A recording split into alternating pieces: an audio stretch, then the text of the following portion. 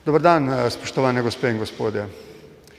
Danes je potekalo 8. srečanje predsednikov države, državnega zbora, vlade in državnega sveta. To je bilo drugo srečanje letos. Tako kot prvo, spomladi, je tudi današnje bilo najprej in predvsem namenjeno uspešnemu soočanju Slovenije z epidemijo COVID-19. Prav tako smo se pogovarjali o nujnosti, da uveljavimo odločbo Ustavnega sodišča o spremembah volilnega sistema, da nad naslednjimi predčasnimi ali rednimi volitvami ne bi bilo sence ustavnopravnega dvoma in seveda zaključili posvet z oceno priprav vlade in države na predsedovanje Svetu Evropske unije v drugi polovici prihodnjega leta. Jaz bom poskušal strniti nekaj zaključkov ali ocen, seveda pa me bodo potem dopolnili predsednik državnega zbora, vlade in državnega sveta. Najprej glede soočanja s covidom. V tem smislu naj rečem vsem našim državljankam in državljanom, ne glede na vse razlike med nami, politične in druge, se vsi po najboljših močeh borimo in na koncu bomo tudi zmagali. To se bo zgodilo že prihodnje leto. Vendar tudi na podlagi ocen, ki jih je predstavil predsednik vlade, ni pričakovati, da bi to zmago lahko dosegli pred koncem pomladi prihodnjega leta. V tem smislu nas čakajo zahtevni meseci, ki jih bomo toliko lažje obrnili v prid uspešnejšega soočanja s to epidemijo, kolikor več bo tudi političnega sodelovanja v slovenskem prostoru. Ko smo se dotaknili tega vprašanja, sem spomnil na moj predlog iz oktobra tega leta, da bi zaradi soočanja s krizo, soočanja z epidemijo COVID-19 bilo koristno, da bi po vzoru podobnih odločitev v 30 letih samostojne države tudi tokrat stopili predsedniki vseh parlamentarnih strank, vodje vseh poslanskih skupin, če bi bili oni za to vključno z menoj, skupaj in ugotovili, ali je mogoče v obliki koordinacije ali z nekim dogovorom, sporazumom, doseči neko soglasje o tem, kako bi se uspešneje, še uspešneje soočali z to epidemijo. Seveda je pri soočanju cela vrsta razsežnosti, ampak ena od njih je tudi ali povečano politično zaupanje ali povečana politična negotovost. In danes smo morali ugotoviti, da zasedamo v pogojih povečane politične negotovosti. In tukaj naj kot predsednik republike rečem nekaj. Kot človek, kot državnik, ki je predlagal sporazum, dogovor in ki tudi sedaj meni, da je sodelovanje edina pot, da krizo hitreje in uspešneje rešimo v prid vseh. Imamo demokratične postopke, procedure v državnem zboru in v vseh drugih institucijah. Nihče ne ovira teh postopkov, če kdo meni, da lahko postavi alternativo, mu tega ne sme nihče braniti. Naj se to zgodi, če se ima zgoditi, če bo alternativa, bo prevzela odgovornost, če pa ne bo, pa je prav, da to razumemo, da se soočimo s tem dejstvom in da na osnovi tega vendarle pogledamo, ali bi bilo mogoče doseči dogovor, sporazum, sodelovanje, ki bi omogočalo, da bi ta vlada lahko uspešno dokončala krizo epidemije z cepljenjem. Glede tega ne rečem samo še to, predsednik bo o tem verjetno mogoče rekel kaj več. Cepljenje, uspešnost cepljenja, uspešna strategija cepljenja prebivalstva bo gotovo na nek način verjetno zaokrožila dediščino, ocene o tem, ali in kako uspešno se je vlada soočila s celotno epidemijo. Zato smo temu posvetili izjemno pozornost, predsednik pa nas je zelo detaljno obvestil o tem. Naprej, volilna zakonodaja.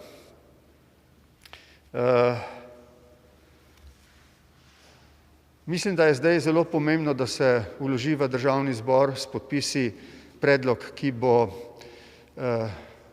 predlagal spremembo meja. Naj kot nekdo, ki je vodil pogajanja 1 leto, rečem, da bi bilo izjemno tvegano, če do odločitve Državnega zbora o spremembi volilne zakonodaje ne bi prišlo. Zato pozivam prav vse, ne glede na razlike v Državnem zboru, kot sem že bil storil v sredi tega leta v nagovoru, da storijo vse za to, da je ena ali druga različica tega zakona sprejeta. Sprejeta je za večino glasov, to omogoča večjo verjetnost, da bo naposled nekaj sprejeto.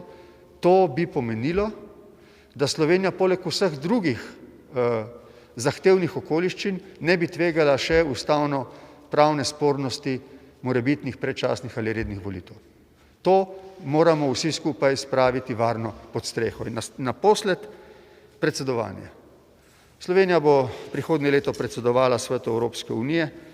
To je velika priložnost za državo, ki želi pokazati svojo ambicioznost na evropski in na svetovni ravni, kjer se lahko izkaže kot lider, če ima nekatere jasne zamisli. Moja izkušnja je, da ni potrebno biti velik, zato da imaš velike zamisli. Tudi Slovenija jih je že imela in jih ima. Pogovarjali smo se nekaj o tem, gotovo se bomo še naprej, ampak važno je, da priprave potekajo nemoteno, ne samo tehnične, ampak tudi najbolj zahtevne politične priprave v smislu političnih tem in predloga Slovenije za reševanje teh. Toliko z moje strani. Predsednik Državnega zbora bo imel uvodno besedo, za njim predsednik vlade in Državnega sveta, potem pa bomo odgovorili tudi na nekaj vprašanj. Prosim, predsednik. Ja, hvala lepa. Zdaj temu, kar je povedal predsednik Republike, ni veliko za dodati.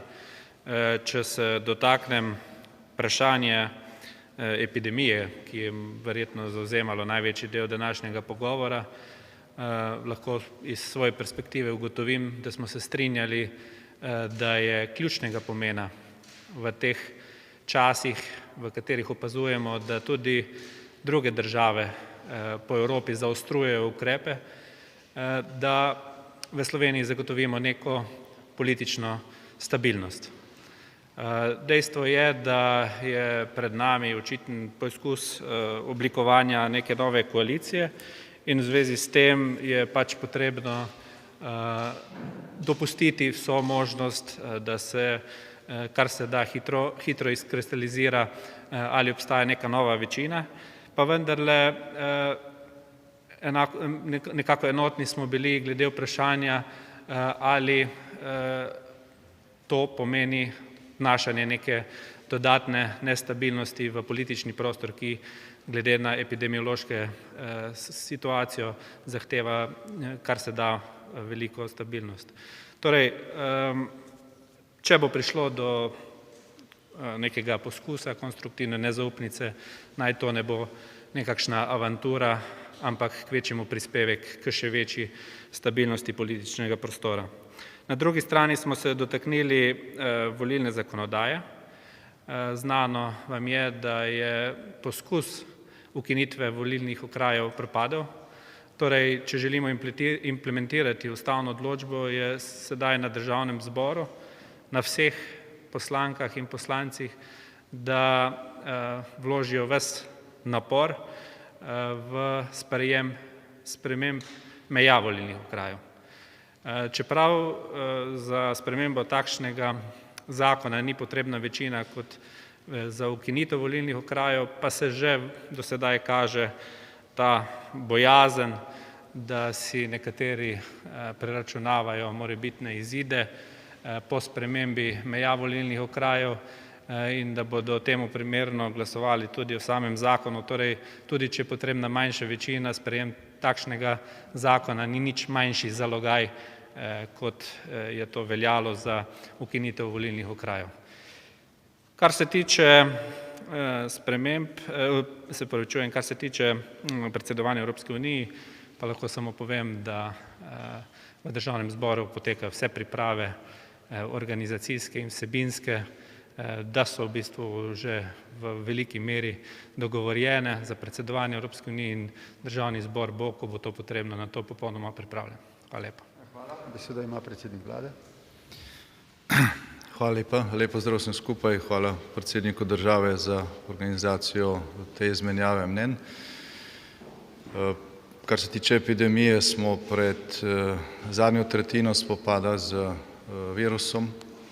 Žal napovedi strokovnjakov, ki svetujejo Evropski komisiji, kažejo, da sta pred nami 2 meseca, ki bosta težja od mesecev, ki so za nami. Kljub temu, da vidimo luč na koncu tunela v obliki cepiv, ki so že odobrena ali pa za katera pričakujemo, da še bodo odobrena v prihodnjih tednih in mesecih, je jasno, da do pozne pomladi z precepljenostjo ne bo mogoče v popolnosti zaustaviti širjenja inačice virusa, s katero smo se spopadali doslej. Torej so pred nami tedni in meseci, v katerih bomo morali poleg izvajanja cepljenja in zaščite najbolj ranljivih skupin kombinirati tudi vse ukrepe, ki smo jih poznali letos.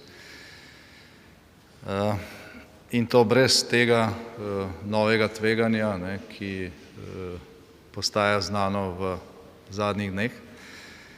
Še posebej včeraj, mislim na širjenje mutirane verzije koronavirusa iz domnevnega žarišča v Veliki Britaniji. S tem se zadnje 2 dni intenzivno ukvarjamo, koordiniramo znotraj Evropske komisije in vse informacije doslej pač potrjujejo povečevanje tveganja. Se pravi, pred nami je neka grožnja, ki se dejansko stopnjuje, ne glede na dobre informacije, ki smo jih bili v zvezi z cepljenjem deležni v zadnjih tednih. Torej, to je nek čas, v katerem bistveno bolj od nestabilnosti potrebujemo stabilnost. To je nek čas, kjer bomo zagotovo zmagali. Tukaj se strinjam s predsednikom države, da bomo koronavirus premagali in da bomo naslednje leto v predbožičnem in prednovoletnem času po mojem trdnem prepričanju zagotovo brez mask, v bolj sproščenem ozračju, brez omejevanja obiskov in v neki situaciji, ko bo življenje spet normalno. Ampak do takrat je še nekaj etap in prva etapa, ki je pred nami, je izjemno zahtevna. Soočanje z koronavirusom bo toliko bolj uspešno, kolikor bolj bomo v tem času sposobni sodelovati. Več bo sodelovanja, nižja bo cena, več bo izključevanja, višja bo cena. Vedno je bilo tako v slovenski zgodovini kot v zgodovini drugih držav. Glede na to novo grožnjo, ki se zdaj pojavlja, pa pričakujemo, da se bo situacija tekom današnjega dne bolj razčistila. Kljub temu je pa že zdaj jasno, da ta nova inačica virusa ni samo v Veliki Britaniji, je tudi v številnih drugih evropskih državah, tudi v naši soseščini. Tekom noči smo usklajevali ukrepe za popolno zaporo meja, tako kot tudi številne druge države. Preden se bomo za to odločili, se bomo usklajevali znotraj Evropske komisije. Ko gre za tako drastičen ukrep, je še posebej potrebno sodelovanje na obeh straneh meje, da ne pride do še večjih težav za ljudi, kot bodo itak sicer nastale. Že danes odsvetujemo vsem, ki načrtujejo kakršnakoli nenujna potovanja do sredine marca, da jih ne načrtujejo, da jih odlagajo v načrtovanju za poznejši čas. Tudi vsem tistim, ki v tem času načrtujejo obisk Slovenije, svetujemo, naj ta obisk preložijo. Vsakega bomo dvojno veseli potem, ko ta previdnost ne bo več dodatno potrebna. Zdaj, kar se tiče cepljenja, se je stroka v Sloveniji poenotila glede prioritet. Količine, ki so bile napovedane v letošnjem letu, naj bi ostale takšne, kot so. Računamo na to, da bomo še posebej z hitrim cepljenjem najbolj rizičnih skupin bistveno vplivali na najbolj tragične posledice epidemije. Vse to, čemur se moramo zdaj odpovedati, od stikov, obiskov, druženj, zabav, javnega življenja, vse to lahko v veliki meri kasneje nadoknadimo. Tisto, česar ne moremo nadoknaditi, so izgubljena življenja. Tako da izkoriščam to priložnost in izrekam sožalje vsem tistim, ki ste izgubili najdražje v času spopada z epidemijo doslej. In zato, da se te drastične posledice ne bodo pospeševale ali pa povečevale, bo strategija cepljenja usmerjena prvenstveno v njihovo preprečevanje. Zdaj, kar se tiče volilnega sistema, moje osebno mnenje je, da obstaja elegantna rešitev za izpolnitev odločbe Ustavnega sodišča z prilagoditvijo velikosti volilnih okrajev tem principom. In jaz verjamem, da bo v Državnem zboru v kratkem oblikovana zadostna večina za to, da bo tak zakon sprejet. Kar se tiče predsedovanja Slovenije Svetu Evropske unije, smo se intenzivno vključili v priprave že na samem začetku tega mandata. Smo del trija skupaj z Nemčijo in Portugalsko. Nemčija zaključuje predsedovanje konec tega leta, Portugalska ga začenja. V skupen program smo naknadno vstavili še dve prioriteti, to je izdelava strateškega načrta Evropske unije za spopad z pandemijo in izdelava podobnega načrta za soočanje z grožnjo kibernetskih napadov. Od maja, ko smo to dodali v trio program, sta obe prioriteti ne samo posvojeni, ampak se na tem intenzivno dela že zdaj. Ne čaka se z pripravami na naše predsedstvo, ker je postalo jasno, da sta to permanentni grožnji in da Evropska unija, kot se je najbolj izrazito pokazalo v začetku letošnjega leta, ne na eno, ne na drugo kot unija ni pripravljena, še vedno ni. Znotraj tega je ogromno dela, ki se pač sicer ne vidi. Tudi ostale institucije v Sloveniji izvajajo priprave, ne bo nobenih problemov, glede na to, da že imamo izkušnje. Ključni vprašaj nad tem časom predsedovanja pa seveda leži oziroma je ključno vprašanje povezano z koncem epidemije, z zmago, ki jo bomo v Evropski uniji lahko razglasili nad koronavirusom in to se bo zgodilo takrat, ko bo 70% Evropejcev uspešno precepljenih z učinkovitim cepivom. Kolikor se to ne bi zgodilo do začetka našega predsedovanja, bo jasno spopad z epidemijo naša prva prioriteta.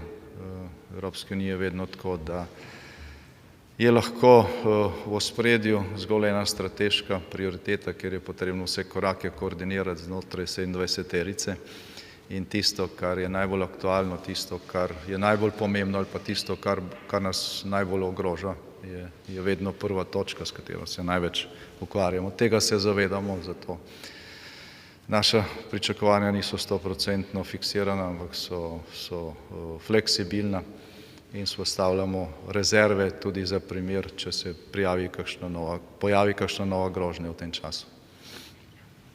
Predsednik Državnega sveta. Hvala lepa. Lep pozdrav vsem skupaj. Če čisto po človeško strnem svoje vtise o današnjem srečanju 4 predsednikov, jih lahko v 3 besedah. Iskreno, zaskrbljeno, odločno.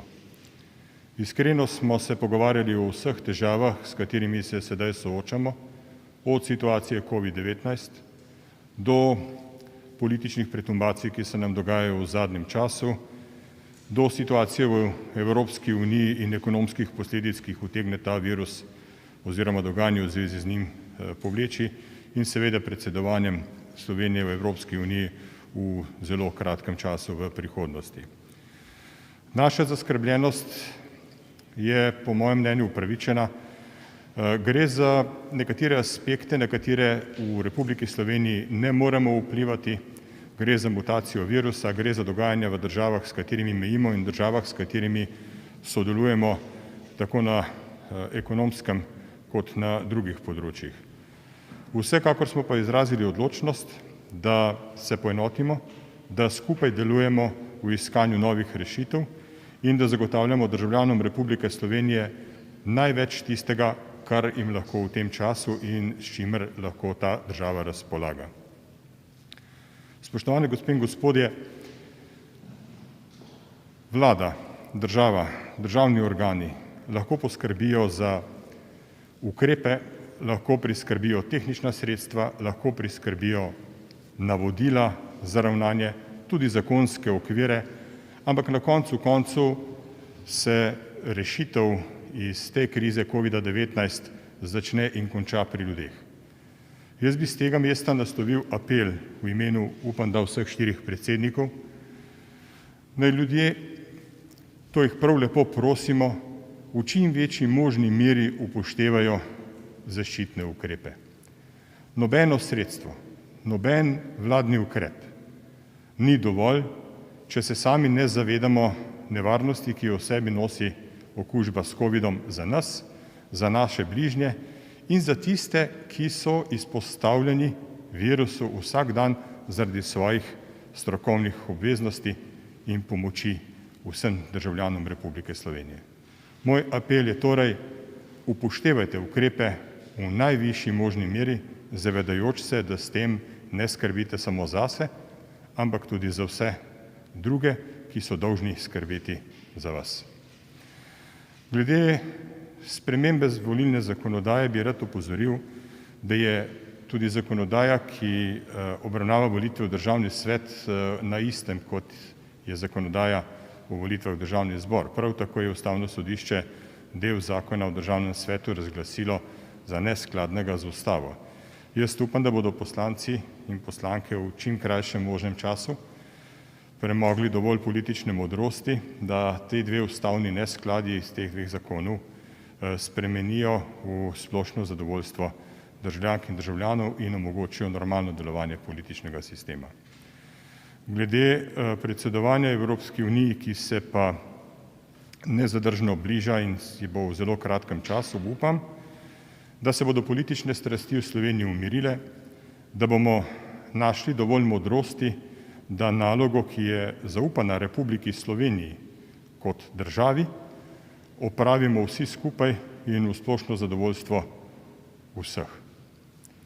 Še enkrat poziv državljankam in državljanom, ostanite zdravi, poskrbite za svoje zdravje, poskrbite za zdravje bližnjih in zapomnite si, kadarkoli smo Slovenci stali skupaj pred izzivi, smo jih uspešno rešili, kadarkoli smo bili razdvojeni, dvomljivi, nas je usoda tepla. Hvala. Hvala. Razumem, da imamo nekaj vprašanj. Prosim. Gregor Danovšek, TV Slovenija, za vas, gospod predsednik Pahor. Ste že povedal, da si želite povezovanja, enotnosti v političnem prostoru in tako naprej, pa vseeno vas malo bolj neposredno vprašam, čemu neposredno pripisujete glavne razloge za to nestabilno politično situacijo v državi, vendarle imamo tudi že formalno manjšinsko vlado v tem trenutku In pa drugo vprašanje, kako komentirate predlagani člen PKP7 glede ukinitve oziroma preoblikovanja sklada za financiranje nevladnih organizacij? Najprej glede prvega vprašanja. Ko je prišlo do odstopa predsednika Šarca, velika večina javnosti ni pričakovala, da bo uspelo v istem mandatu oblikovati novo vlado. To, da se je zgodilo, da se je vlada s prvim valom dobro soočila, je verjetno presenetilo tiste, ki se z to vlado ali iz ideoloških ali drugih razlogov niso strinjali in so, kar je legitimno, kar je zakonito, kar je v demokraciji možno, že zelo zgodaj iskali alternative. Te razlike, ki so običajne, pa so, kot sem lahko opazoval poleti, začele preraščati v razhajanja in jeseni tudi v prve znake resnega razkola. Zato sem konec oktobra pozval, da imamo pred očmi epidemijo, ki je krizna situacija in da dokler je še to dovolj zgodaj, prav zaradi razlik, razhajanj in celo prvih znakov razkola, dosežemo dogovor, sporazum o osredotočanju na uspešno reševanje epidemije. Moj poziv takrat ni bil slišan in jaz moram seveda razumeti moj položaj. Jaz lahko kakšno stvar predlagam, ne morem pa na njej vztrajati. Z zaskrbljenostjo spremljam povečevanje te politične negotovosti. Vse to, kar se dogaja, je seveda demokratično. Slišali ste mojo izjavo, tudi v teh pogojih, ko bi kot predsednik republike rad videl trdno politično stabilnost, močno vlado in sodelovanje med vlado in opozicijo, sem dolžan kot demokrat razumeti, da ima tisti, ki se s to vlado ne strinja, pravico, da izvoli novo. Moje mnenje je, da če je temu tako, potem je v teh razmerah najbolje, da se to izkaže prej ali slej, čim prej in ugotovi, ali taka alternativa je ali ne. Sicer pa, da se zaradi zadnje triade, recimo temu, zadnje tretjine soočanja z epidemijo, ki bo zelo zahtevna, vendarle doseže nek dogovor, sporazum, koordinacija strank, k temu sem pripravljen tudi osebno prispevati, če bi za razliko od 3 mesecev nazaj, zdaj morda tudi kakšna od opozicijskih strank je temu nasprotovala, morda zdaj imela manj zadržano stališče, potem, ko bodo stvari v Državnem zboru razčiščene. Hočem torej reči, da kot predsednik republike, ki mu je veliko do stabilnosti, nenazadnje do sodelovanja, nenazadnje tudi srečanje 4 predsednikov, v mojem mandatu je to, kot sem rekel, 8, je izraz želje, da institucije sodelujejo, da politične sile sodelujejo. Ok. Želim si, da bi v novem letu morda vendarle presegli te razlike, ki so prešle tudi v razhajanje, celo v razkol in z nekim sporazumom ali koordinacijo ali sodelovanjem osredotočili, še enkrat ponavljam, osredotočili naša različna mnenja in jih uskladili glede soočanja in spopadanja z epidemijo do končne zmage, ker ta prihodnje leto tudi bo. Kako hitra in uspešna bo, pa bo odvisno tudi od tega, da bo več stabilnosti, več sodelovanja. Mislim, da je bilo vaše drugo vprašanje glede nevladnih organizacij. Kot veste, sem potem, ko je odstopila prva sestava stalnega posvetovalnega odbora za podnebne spremembe, ustanovil novo sestavo, ki deluje. Spomnili se boste, da je bilo v prvi sestavi nekaj nerazpoloženja potem, ko je prišlo do odločitev v Državnem zboru, ki so posegale v moč, recimo temu, okoljskih organizacij v procesu torej projektiranja v državi. Enako stališče ima, če smem reči, ta stalni posvetovalni odbor, ne glede samo glede okoljskih organizacij, ampak tudi nevladnih organizacij zdaj.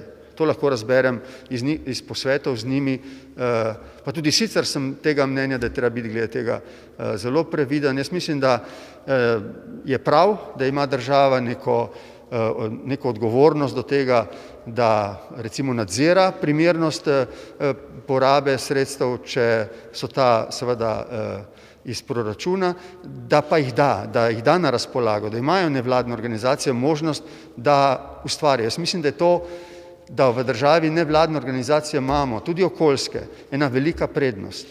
In na koncu ne rečem, če ste me že to vprašali, zaradi covida smo recimo vprašanje podnebnih sprememb in podnebne politike dali zelo na stran.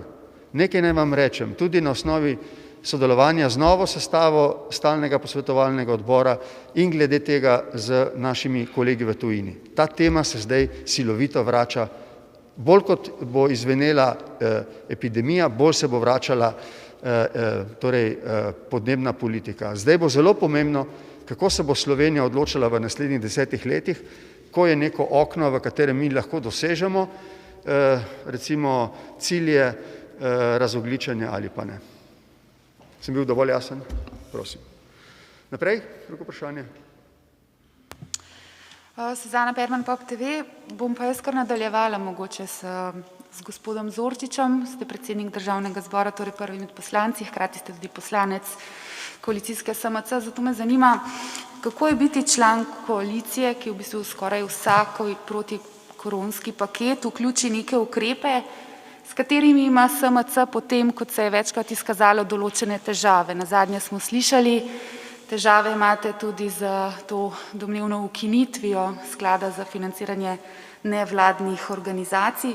Kako to komentirate, ta člen v PKP 7, in pa ali v luči takšnih presenečenj je dejansko v vaši stranki možen morebiten prestop k alternativni koaliciji imenovani KUL? Hvala lepa za vprašanje. Zdaj, ko me vprašate, kako to, da prihaja včasih do razhajanj, jaz mislim, da je zadeva pač relativno preprosta. Zakoni se sprejemajo na vladi, vlada ima svoje seje, moram reči, da dela zelo intenzivno, skoraj da ne 24 ur na dan, takrat dostikrat ni možnosti neke intenzivne komunikacije med samo stranko in predstavniki stranke v vladi, zaradi tega včasih prihaja do nekih odločitev, ki jih potem v Državnem zboru tudi popravljamo. Zdaj, ko me vprašate glede nevladnih organizacij, ureditev, kakršno poznamo danes, je tako rekoč otrok SMC-ja. Mi ocenjujemo, da gre za ureditev, ki je dobra, ki se je izkazala v teh 2 letih svojega obstoja, da ni bilo doslej zaenkrat nobenih takšnih ugotovitev, ki bi narekovale to spremembo. In jaz sem prepričan, da stranka SMC oziroma poslanska skupina tu ne bo spreminjala svojih stališč, kakršne je zagovarjala leta 2018, ko se je zakon o nevladnih organizacijah nazadnje spreminjal. Prosim, mislim, da je še eno vprašanje. Pa še niste mi odgovorili na, ali je v luči takšnih presenečenj vendarle možen prestop, to je tisto, kar v bistvu vsi zdaj se sprašujemo, govorimo o tej politični stabilnosti, sploh možen prestop določenih poslancev SMC-ja k neki drugi koaliciji. Močno dvomim v nekaj takega. To, kar sem izpostavil na začetku, o čemer je tekla tudi beseda danes med vsemi 4 predsedniki, je, da si vsi želimo in tudi promoviramo stabilnost v političnem prostoru in verjamem, da ta miselnost prevladuje tudi med poslanci Državnega zbora in da bo vsak znal ugotoviti, kaj pomeni korak k večji stabilnosti, kaj pa je avantura. Ja, prosim, Svet. Miha Orešnik, Kanala. Gospod predsednik vlade, za vas vprašanje. Po odhodu ene od koalicijskih partneric vodite vsaj na papirju manjšinsko vlado, po drugi strani pa podpredsednik vlade gospod Tonin pravi, da ima vlada 47 glasov, večine vemo, da imate tudi sporazum z SNS-om in poslancema narodnih skupnosti. Zanima me, ali boste to večino, ali ta večina dejansko znaša 47 glasov, ali jo boste formalizirali morda s podpisom pravega koalicijskega, novega koalicijskega sporazuma, saj z eno novo stranko. Potem me zanima, glede na napete razmere in na to, da pač druga stran poskuša oblikovati neko novo večino, ali boste morda, ali razmišljate o vezavi zaupnice na recimo PKP7 ali na imenovanje novega ministra za zdravje in se opravičujem, ker je toliko vprašanj, ampak morda glede na to, da ste trenutno samo v funkciji ministra za zdravje, me zanima, če lahko malo bolj pojasnite, zakaj prihaja do te zamude pri hitrih testiranjih, ki bi se moralo začeti danes, in morda kakšno podrobnost več glede cepljenja ali po 26. ko pridejo prvi odmerki, kako ali se takoj začne cepljenje in na kakšen način, kje so torej prioritete, kje se bo dejansko začelo. Hvala lepa. Ja, veliko vprašanj, če bom kakšno vmes pozabil, me opozorite. Želim odgovoriti tudi na nekatera prejšnja vprašanja, ki so bila posredno usmerjena name, čeprav, ne vem, glavno smo se pogovarjali na tem srečanju zadaj o ključni nevarnosti, s katero se soočamo in sem pričakoval več vprašanj v tej smeri. Zdaj, kar se tiče testiranja, ki je bilo napovedano danes v Ljubljani, je bilo napovedano omejeno promocijsko hitro testiranje na Kongresnem trgu v Ljubljani. To je bilo napovedano pred časom strani bivšega ministra za zdravje. Zdaj, kot veste, Ljubljana ni najbolj ogrožena regija po številu okužb, je celo med regijami, kjer so določeni ukrepi sproščeni. In mi smo v zadnjih dveh dneh skušali pač te priprave na promocijsko testiranje nadgraditi v začetek sistema, v katerem se bodo lahko posamezniki testirali s hitrimi testi z prioriteto v najbolj ogroženih regijah. In na tem se dela od sobote naprej in jutri naj bi vsaj v nekaterih krajih v Sloveniji to steklo. S tem, da to ne bo promocijsko testiranje, ampak bo to izpolnjevanje načrta, ki je bil sprejet že pred časom in v okviru katerega je poleg testiranja v zdravstvenih ustanovah, domovih za ostarele, v šolstvu, s čimer naj bi začeli v začetku naslednjega leta, omogočena tudi možnost komurkoli, ki misli, da bi lahko bil okužen, da se s hitrim testom testira in kasneje tudi preveri ta rezultat z klasičnim PCR testom. Zdaj, na koliko mestih bo to možno jutri po Sloveniji, trenutno še ne vem, ker se dela na tem, da bi bilo tega čim več. In to je tudi osnovni namen same aktivnosti. Kar se tiče prioritet pri cepljenju, bodo prioritete, potem ko se je stroka uskladila, takšne, da bodo najprej na vrsto prišli najbolj ogroženi. To so tisti oskrbovanci domov za ostarele, ki covida še niso preboleli. Potem rizične kategorije zaposlenih v zdravstvu, domovih za ostarele in potem po vrsti, po načrtu, ki je bil, mislim, da že velikokrat javno predstavljen, ko bodo precepljene rizične kategorije, bodo prišli na vrsto vsi ostali in sicer po vrstnem redu, kot ga beleži aplikacija, v katero lahko svoj interes za prostovoljno cepljenje vpisujete že nekaj časa. Zdaj, kar se tiče politične stabilnosti, nestabilnosti, kolikor vem, ste o prvi napovedi vložitve konstruktivne nezaupnice poročali aprila letos. En mesec po tistem, ko je vlada prisegla. Sredi najhujših razmer v prvem vladu epidemije, mislim, da je stranka SD napovedala konstruktivno nezaupnico. In potem se jaz ne spomnim dneva, da se to ne ponavljalo. Enkrat z enim kandidatom, enkrat z drugim, enkrat brez kandidatov, skoraj je bil objavljen javni razpis za mandatarja. Tudi ta teden je vse vrvelo od raznih napovedi. In tukaj se strinjam s predsednikom države, če kdo ima dovolj glasov, če kdo misli, da lahko v tej situaciji in tej sestavi državnega zbora sestavi močnejšo vlado, naj to naredi. Ampak moje trdno prepričanje je, da tega namena ni, da mogoče bi ob vseh silnih pritiskih in z vašo pomočjo lahko nekdo zbral 46 glasov za to, da se vlada poruši. Potem sta pa najmanj dve stranki v tako imenovani KUL koaliciji, ki sta za predčasne volitve. In to pomeni predčasne volitve v situaciji in za situacijo, kakršni smo se hoteli z oblikovanjem te vlade marca letos ravno izogniti. Se pravi, volilna kampanja, politična nestabilnost sredi najhujšega dela epidemije, v času, ko je potrebna 100-procentna 24-urna operativnost vlade in vseh sektorjev in kjer ni možno se stalno, potem ko imaš pred sabo fronto koronavirusa, s katero se moraš stalno spopadati, ni možno skozi gledati nazaj, kdo ti strelja v hrbet, kdo ti strelja na koalicijske partnerje, zato da se ne ukvarjajo s tistim, s čemer bi se morali. Kdor misli, da s tem kakorkoli prispeva k skupnemu dobremu, moram reči, da ima popolnoma obratno mnenje od večine v tej državi.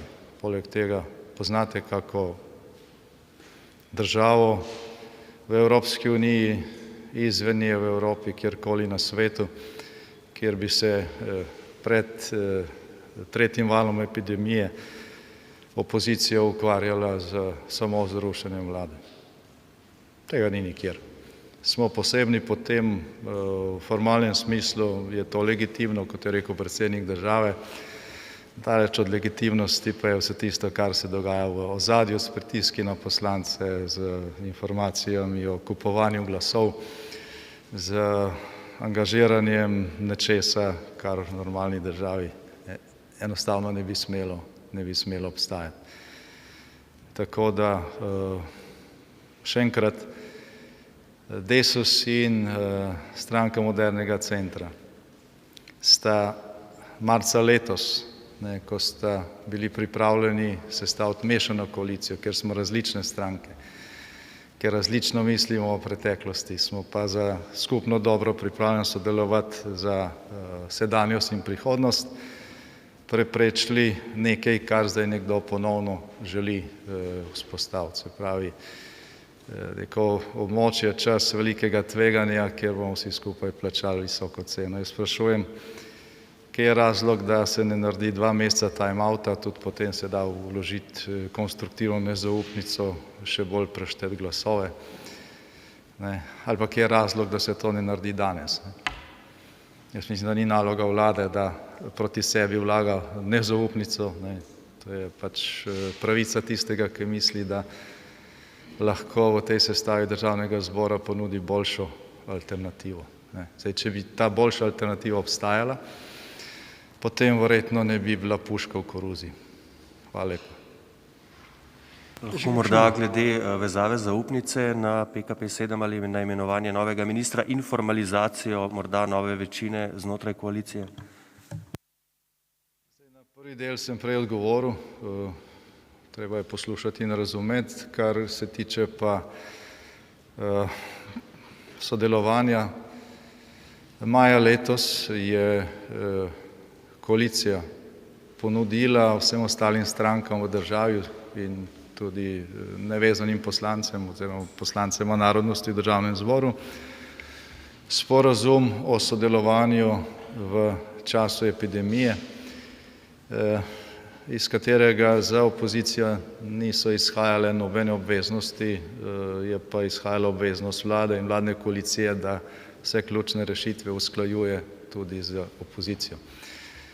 Žal se je za podpis tega sporazuma odločilo malo poslancev, ena stranka in 2 poslanca narodnosti.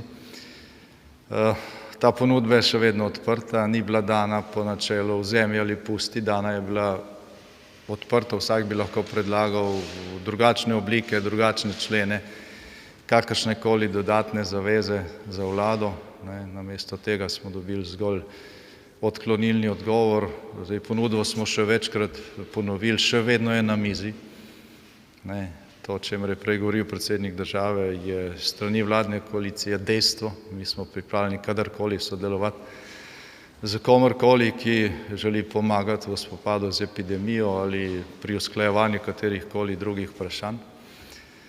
Zdaj, tudi glede te teme, ki je naenkrat postala glavni šlager, potem ko je vlada, kljub zapletom z Desusom, predložila državnemu zboru 7. protikoronski paket, v katerem je na stotine milijonov pomoči gospodarstvu in državljanom.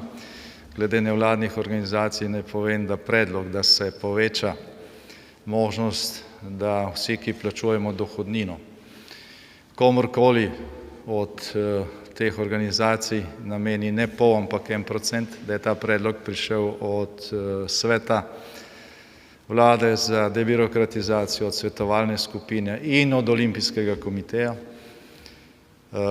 Zdi se nam pošteno, da ljudje sami odločijo, komu bodo dali 1% dohodnine, še enkrat več, kot je bilo to možno doslej, ali gasilcem, ali Karitas, ali Mirovnemu inštitutu, komorkoli, naj bo to njihova odločitev. S tem, ko smo to odločitev, ko smo sredstva podvojili in ko smo to odločitev prepustili ljudem, smo se vrnili k izvornemu predlogu izpred let, ko je sploh nastopila ta možnost, da vsak del dohodnine nameni nekomu, neki nevladni organizaciji, za katero misli, da dela v njegovem interesu. In s tem si vlada ni izurpirala nič, vlada si je vzela inštrument iz rok, da sama odloča, komu bo dala denar. Ta inštrument je zdaj v vaših rokah. Če bo državni zbor sprejel drugačno odločitev, jo bomo spoštovali. Ko je pred 2 letoma ta možnost bila dana v zakon, sem jaz pač poleg, vem, kako je potekala procedura, to ni bil vladni predlog, to je bil amandma stranke Levica, ki je kasneje dobil večino. Zdaj, če bo večini v državnem zboru bolj odgovarjalo, da neka administrativna komisija ta denar deli, ne pa da ta denar delijo ljudje, ki plačuje dohodnine, potem bo vlada ta predlog spoštovala. Se pravi, to ni končna odločitev, kot pred 2 letoma, ko se je, rekel, osnovni namen degradiral, bo tudi zdaj odločitev v rokah državnega zbora. Zaradi tega vlada sigurno ne bo razpadla, ker gre za vprašanje nekaj promilov sredstev, o katerih govori cel protikoronski paket, v katerem naslavljamo probleme več kot 700 tisoč ljudi v tej Sloveniji. Za nekatere so pa problem nekatere nevladne organizacije, ki same pravijo, da ne morejo zbrati 5 evrov od ljudi. Naj se vprašajo potem po svoji koristnosti.